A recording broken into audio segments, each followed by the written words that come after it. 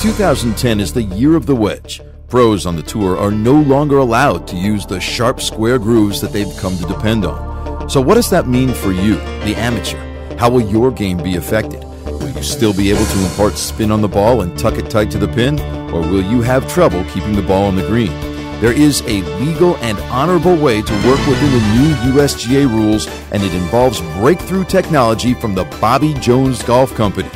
Created by short game guru Dave Pelz in collaboration with master craftsman Jesse Ortiz, these wedges bring you the opportunity to execute around the greens like never before, and will allow you to continue making great shots for years to come. Since this is the last year that the USGA is allowing me to make square grooves with sharp edges, it means that by early next year, they'll be gone from the marketplace. It's as simple as this. It's over for the pros with U and box grooves. This year, right now, 2010, they have to use grooves that perform at best as V grooves or worse. If they're better, they're not legal. But if you buy Bobby Jones wedges this year, these grooves are legal and will last until 2024. You've got the next 14 years. If you practice a lot, I'd say buy a couple of sets. See, pros hit greens with 5 irons and 4 irons, and they hit about 7 wedges around, sometimes up to 10 if they're missing more greens. But amateurs hit 15, 20, 25 wedges around, and it's really going to affect them out of the rough. They're not going to be able to even stop the ball on the greens because they don't have as good of swings, they don't use the right kind of balls, and to amateurs, backspin is a precious commodity. Dave, there's a lot of confusion out there about the USGA ruling on grooves. How does that affect the average golfer? Jesse, let me try to make this simple. If that's a box groove, and it's down here, this is the groove and this is the face of the wedge. A V groove is half the volume. The USGA has said, look, the pros are putting too much spin on the ball out of rough. We're going to make them suffer when they hit it in the rough, and I don't mind that. That's fair. The new rules are going to cut your backspin in half. Even when you hit a shot well and your grooves are clean before you start, they're not going to spin as much as they used to. Dave, our Bobby Jones wedges are a little bit heavier than other wedges. And that fits into your short game philosophy. I love that, Jesse. In fact, in some ways, I think you almost can't make wedges too heavy, except if they were out of balance or something. But the amount these are heavier, they're just a little bit, but it helps your rhythm. See, I don't want people quick swinging wedges. I want a nice, smooth, rhythmic swing. The better your rhythm, the better your wedge game. And I love the weight of your clubs for rhythm. Dave, also, the grips on the Bobby Jones wedges are a little bit oversized too. I like a bigger grip, more open hands as you swing your wedge. You're not flipping wedges with your hands. We're hitting wedges with nice, smooth, rhythmic swings. The bigger the grip, the better it is, as long as you can hold on to it. If you don't get wedges this year that have good grooves and that grooves that will last, like the Bobby Jones wear-resistant grooves, after the end of this year, you're going to be in serious trouble because clubs with really good grooves, backspin producing grooves, are no longer allowed to be made.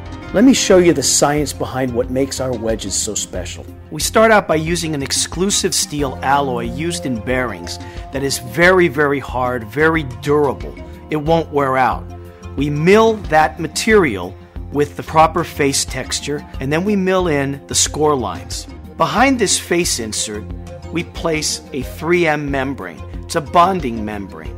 What it does is it bonds the special face insert to the body. We then press the face insert into the body, and the heads go into an oven for about an hour. During that hour, the 3M membrane releases an epoxy resin that creates a bond that's even stronger than welding. But once the head cools, the 3M membrane goes back to its slightly spongy, elastic state. The result, you have incredible feel with incredible durability. Look at this microscopic view of two club surfaces. On the left, our Bobby Jones wedge with the precision-milled diamond-patterned face texture. On the right, a leading competitor. After 1,000 hits with wet, sandy golf balls, the competition's face shows visible degradation, while the Bobby Jones face maintains its groove integrity. Do your wedges look like this? Once you see our precision-milled faces compared to the sandblasted faces, you'll never use a sandblasted wedge again. Golf Magazine declares that Dave and Jesse have added high-tech pizzazz to a traditional wedge. Our wedges are available in 5 varieties: the 48-degree pitching wedge, the 52-degree gap wedge, the 56-degree sand wedge, the 60-degree lob wedge, and the 64-degree X wedge. If you want to start out gently, if you want to kind of sneak into this system, try the 56, replace your sand wedge or compare it to your sand wedge, and the 60, compare it to your L wedge, and see if you don't see the difference in performance off the grooves of these faces.